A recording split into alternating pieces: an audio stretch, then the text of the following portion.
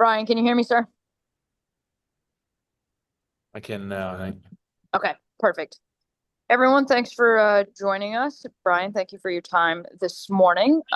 Reminder, if you'd like to ask a question, please use the raise hand function and I will call on you. Connor, why don't you kick us off? I was muted. Hey, BP. As you guys transitioned out of fall camp and into actual game prep, how excited were you to start actually preparing for an opponent instead of hitting the same guys over and over again? Yeah, very excited, going against Wes and VJ now for 4 years, so it's always exciting to get to go against somebody different. But yeah, the boys are fired up, really excited about the season, so we bringing some energy to practice and ready to hit somebody in a different color than blue or white.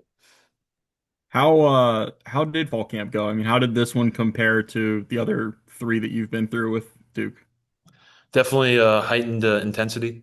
Everybody's got goals set. We know what we want to do this year. And a lot of guys, it's a lot of seniors this year, a lot of guys last go around. So, no time to mess around, no time to take off. You got to get ready to go. We all have dreams, aspirations, and want to take this to the next level.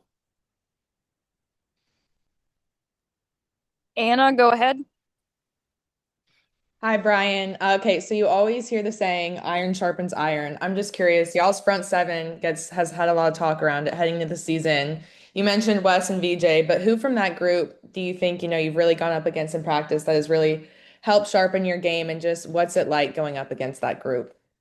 For me, especially in pass pro, having Wes and VJ, both kind of little different style rushers, so I get both types that almost likely see in game days. So those guys, really good. They've really worked hard on the off season, and they've come out and they're looking really good this year. So it challenges me every day. And then interior wise, and Aaron and Joe. Joe came in from Dartmouth. He looks really good. And then you have P. Watt, a younger guy. So those guys really good in inside run. So we've been getting after it. It's been a lot of fun.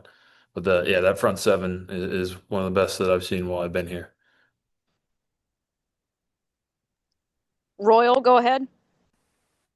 Brian, I know Pro Football Focus put out that in nearly almost 800 snaps, you've only allowed one snap, one sack in those snaps. Just speak on that work ethic and that pedigree that you have going into this season.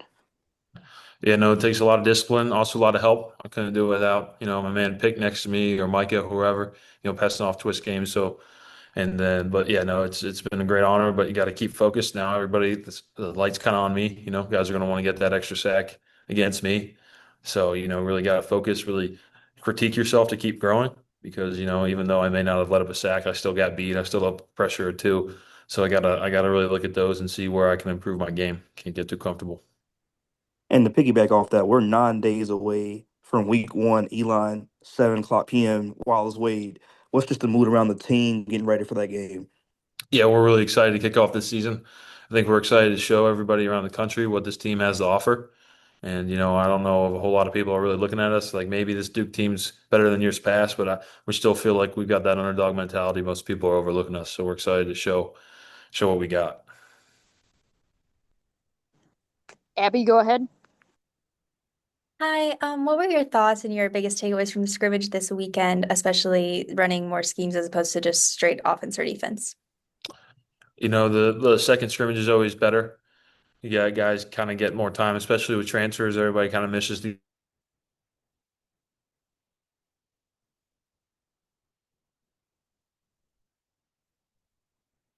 continue to work on what we need to work on after the first scrimmage, looking to things that we can improve on from last season, and really take our run game, which has been a big focus to the next level. Jim, go ahead. Yeah, hey Brian. I want to ask you about Duke's ability to win close games. That was one of the team's strengths last season. How were you able to do that, and how do you, and what are the keys to making that continue this season, and maybe even improving? I think a big part of it is a bunch of the guys last year are still here, but you have to keep your composure in those situations. As soon as you start to let your emotions get out of hand, that's when they kind of spiral. You trust the scheme, you trust our coaches, and we trust in each other. So that's the biggest thing. And then in practice, we do it every day. We're doing some sort of ring the bell situational drill. I mean, the whole team's watching your one-on-one. It's kind of builds up, helps you get ready for that crowd atmosphere almost. Because most guys you don't want to send out there without having a little bit of extra extra motivation behind them to make sure that they really lock in and do their thing. So I think those are what helped us propel. And last season, I think those will be the things that help us win the close games again this season. How does the Churchill Feely play in here? Oh, big time. Advil or adversity with Feely we face over the summer, plate pushes, Spartan Fridays, all that stuff. I mean, you can trust that guy next year because you've been through a whole lot with him. Hey, thanks. And Mark Watson, go ahead. I think you're muted. Mark, you're on mute still.